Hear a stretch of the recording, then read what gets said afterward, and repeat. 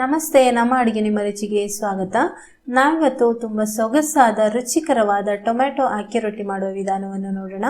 ಮಾಡೋದಕ್ಕೂ ಕೂಡ ಇದು ತುಂಬ ಸರಳವಾಗಿದೆ. ಬನ್ನಿ ಹೇಗೆ ಮಾಡೋದು ಅಂತ ನೋಡೋಣ. ಆದರೆ ಅದಕ್ಕಿಂತ ಮುಂಚೆ ನೀವೇನು ನಮ್ಮ ಚಾನಲ್ಗೆ ಸಬ್ಸ್ಕ್ರೈಬ್ ಆಗಲಿಲ್ಲ ಅಂದರೆ ದಯವಿಟ್ಟು ಸಬ್ಸ್ಕ್ರೈಬ್ ಮಾಡ್ಕೊಳ್ಳಿ. ಪಕ್ಕದಲ್ಲಿರುವ ನೋಟಿಫಿಕೇಶನ್ ಬೆಲ್ ಕೂಡ ಕ್ಲಿಕ್ ಮಾಡ್ಕೊಳ್ಳಿ. ಮೊದಲಿಗೆ ಒಂದು ಬೌಲ್ ತಗೊಂಡು ಅದಕ್ಕೆ 1 ಕಪ್ನಷ್ಟು ಅಕ್ಕಿ ಹಿಟ್ಟು ಹಾಕೊಳ್ಳಿ. ಇದಕ್ಕೆ ಅರ್ಧ ಟೀ ಸ್ಪೂನ್ನಷ್ಟು ರೆಡ್ ಚಿಲ್ಲಿ ಪೌಡರ್, ಅರ್ಧ ಟೀ ಸ್ಪೂನ್ ಜೀರಿಗೆ, ನಂತರ 1 ಸಣ್ಣದಾಗಿ ಹೆಚ್ಚಿದಂತಹ ಈರುಳ್ಳಿ, 1 ಸಣ್ಣದಾಗಿ ಹೆಚ್ಚಿದಂತಹ ಟೊಮೆಟೊ, ರುಚಿಗೆ ತಕ್ಕಷ್ಟು ಉಪ್ಪು ಅಥವಾ ಅರ್ಧ ಟೀ ಸ್ಪೂನ್ನಷ್ಟು ಉಪ್ಪು ಹಾಕ್ಕೊಂಡಿದ್ದೀನಿ.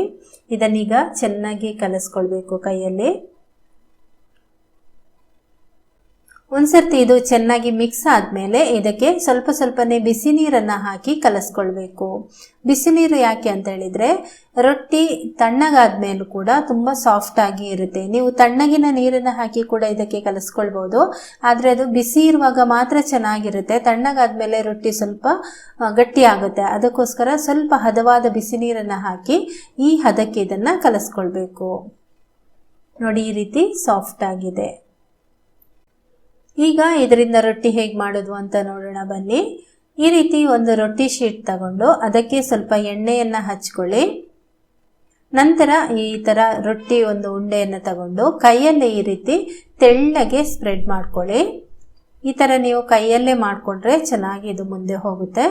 ರೊಟ್ಟಿಯ ರೌಂಡ್ ಶೇಪ್ ಥರ ಮಾಡ್ಕೊಳ್ಳಿ. ಇದನ್ನು ತುಂಬ ತೆಳ್ಳಗೆ ಆಗುತ್ತೆ. ನಿಮಗೆ ಎಷ್ಟು ತೆಳ್ಳಗೆ ಬೇಕೋ ಅಷ್ಟು ತೆಳ್ಳಗೆ ಆಗುತ್ತೆ ಇದರಲ್ಲಿ ರೊಟ್ಟಿ.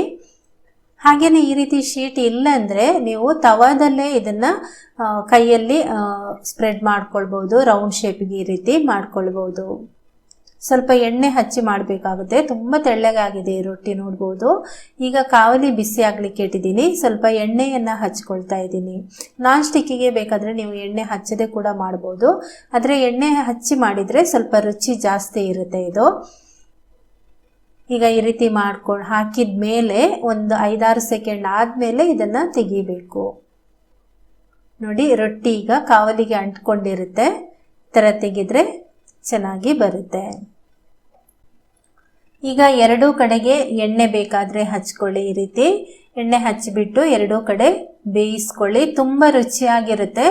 ಆದರೆ ನೀವು ತಣ್ಣಗಿನ ನೀರು ಹಾಕಿ ಕಲಸೋ ಬದಲು ಬೆಚ್ಚಗಿನ ನೀರನ್ನು ಹಾಕಿ ಕಲಸ್ಕೊಂಡ್ರೆ ಆರಿದ ಮೇಲೂ ಕೂಡ ರೊಟ್ಟಿ ತುಂಬ ಸಾಫ್ಟ್ ಆಗಿರುತ್ತೆ. ಯಾಕೆಂದರೆ ಕೇವಲ ಇದರಲ್ಲಿ ಅಕ್ಕಿ ಹಿಟ್ಟು ಮಾತ್ರ ಬಳಸಿರೋದ್ರಿಂದ ಇದಕ್ಕೆ ಸ್ವಲ್ಪ ಬಿಸಿ ನೀರನ್ನು ನೀವು ಹಾಕ್ಕೊಂಡು ಕಲಸ್ಕೊಳ್ಬೇಕು. ಚೆನ್ನಾಗಿ ಬರುತ್ತೆ ರೊಟ್ಟಿ. ಈರುಳ್ಳಿ ಟೊಮೆಟೊ ಎರಡೂ ಹಾಕಿರೋದ್ರಿಂದ ಇದಕ್ಕೆ ಯಾವುದೇ ಒಂದು ಚಟ್ನಿ ಅವಶ್ಯಕತೆ ಇಲ್ಲ, ಸಾರು ಕೂಡ ಅವಶ್ಯಕತೆ ಇಲ್ಲ. ಹಾಗೆ ನೀವು ಸ್ವಲ್ಪ ಬೆಣ್ಣೆ ಹಚ್ಚಿ ಕೂಡ ಇದನ್ನು ತಿನ್ಬೋದು. ತುಂಬ ರುಚಿಯಾಗಿರುತ್ತೆ. ಬಿಸಿ ಬಿಸಿಯಾಗಿ ತಿನ್ನಿ, ತುಂಬಾ ಚೆನ್ನಾಗಿರುತ್ತೆ.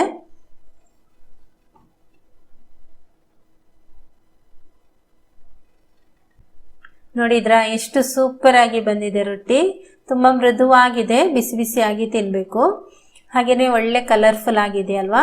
ಇನ್ನೊಂದು ರೊಟ್ಟಿ ಮಾಡಿ ತೋರಿಸ್ತೀನಿ. ಹಾಕಿದ ಮೇಲೆ ನೋಡಿ ಈ ರೀತಿ ಅದನ್ನು ಒತ್ತಬೇಕು. ಆಗ ಅದು ಚೆನ್ನಾಗಿ ಒಂದು ಇದಕ್ಕೆ ತವಾಗೆ ಅಂಟಿಕೊಳ್ಳುತ್ತೆ. ಚೆನ್ನಾಗಿ ತೆಗೆಯೋದಕ್ಕೆ ಸರಿಯಾಗಿ ಬರುತ್ತೆ. ನೋಡಿ, 1 ಕಪ್ ಅಕ್ಕಿ ಹಿಟ್ಟಲ್ಲಿ ಸುಮಾರು 6ರಿಂದ 7 ಅಕ್ಕಿ ರೊಟ್ಟಿ ಆಗುತ್ತೆ. ಇಬ್ಬರಂತೂ ಖಂಡಿತ ಹೊಟ್ಟೆ ತುಂಬ ತಿನ್ಬಹುದು. ಇದನ್ನು ಬೆಣ್ಣೆ ಅಥವಾ ತುಪ್ಪ ಹಾಕ್ಕೊಂಡು ತಿಂದು ನೋಡಿ, ತುಂಬಾ ರುಚಿಯಾಗಿರುತ್ತೆ. ಖಂಡಿತ ನೀವು ಇದನ್ನು ಮನೆಯಲ್ಲಿ ಟ್ರೈ ಮಾಡಿ. ಈ ವಿಡಿಯೋ ಇಷ್ಟ ಆದರೆ ಒಂದು ಲೈಕ್ ಮಾಡಿ. ಹಾಗೆಯೇ ನಿಮ್ಮ ಪರಿಚಯದವರಿಗೆ ಶೇರ್ ಮಾಡಿ, ಕಮೆಂಟ್ ಮಾಡಿ. ನಮ್ಮ ಚಾನಲ್ಗೆ ಸಬ್ಸ್ಕ್ರೈಬ್ ಆಗಿಲ್ಲ ಅಂದರೆ ದಯವಿಟ್ಟು ಸಬ್ಸ್ಕ್ರೈಬ್ ಮಾಡ್ಕೊಳ್ಳಿ. Thank you.